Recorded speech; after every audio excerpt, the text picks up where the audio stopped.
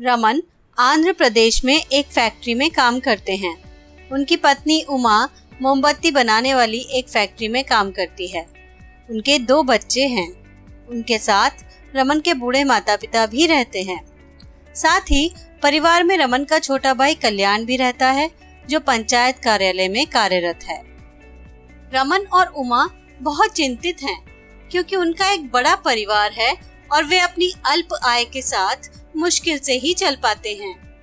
उनके बूढ़े माता पिता की तबीयत ठीक नहीं थी और उनके इलाज का खर्चा बढ़ रहा था। उनके बच्चे भी तेजी से बड़े हो रहे हैं और उन्हें अपनी उच्च शिक्षा के लिए प्रावधान की आवश्यकता होगी।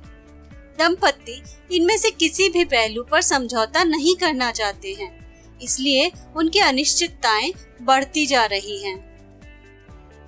रमन का भाई कल्याण एक आसान जीवन व्यतीत करता है। काम के बाद दोस्तों के साथ समय बिताता है, गैजेट्स, अच्छा खाना और ड्रिंक्स खरीदने पर पैसा खर्च करता है। घर में सभी आर्थिक कठिनाइयों के बावजूद वह परिवार में कुछ भी योगदान नहीं करता। इतना ही नहीं, उसने बाइक खरीदने के लिए लोन लिया और मासिक वेतन समाप्त होने के बाद अपने क्रेडिट कार्ड पर खर्च करना शुरू कर दिया। रमन ने उन्हें बार बार सलाह दी कि वो अपने वित्तीय खर्च पर लगाम रखे और अपने बूढ़े माता पिता के लिए भी योगदान दे, लेकिन कल्याण ने कभी भी उनकी बातों पर ध्यान नहीं दिया। कल्याण द्वारा बकाया पर्सनल लोन और क्रेडिट कार्ड को चुकाने में असमर्थ होने के कारण जल्द ही परिवार गंभीर वित्तीय तनाव में आ गया। क्योंकि उनके माता पिता लोन पर गारंटर थे, लोन डिफॉल्ट के लिए नियमित रूप से कलेक्शन वाले पूछताछ करते रहते थे।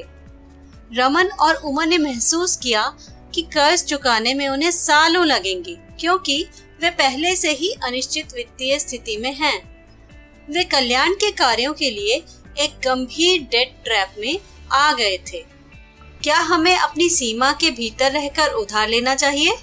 यह बिना तनाव के आर्थिक स्वतंत्रता का शांतिपूर्ण जीवन जीने में मदद करता है। अमीर होने का दिखावा करने का कोई मतलब नहीं है। क्रेडिट कार्ड, व्यक्तिगत ऋण आपातकालीन व्यवस्थाएं हैं। नियंत्रण न होने पर बेकार का खर्च बढ़ सकता है। आप जितना कमाते हैं उससे कम खर्च करें। यह संभव है अगर सावधानी पूर्वक निर्धारित बजट की योजना बनाएं। हमेशा अपनी आय बढ़ाने का प्रयास करें। अगर आपके खर्चे कम हैं तो भी नई नौकरी, कौशल, नए व्यवसाय या पार्ट टाइम जॉब पाने का प्रयास करें। किसी भी चिकित्सा या वित्तीय इमरजेंसीज के लिए कुछ पैसे अलग करके एक आपातकालीन निधि बनाएं। अच्छी तरह से जीने का सबसे अच्छा तरीका है अपने साधनों के भीतर रहना।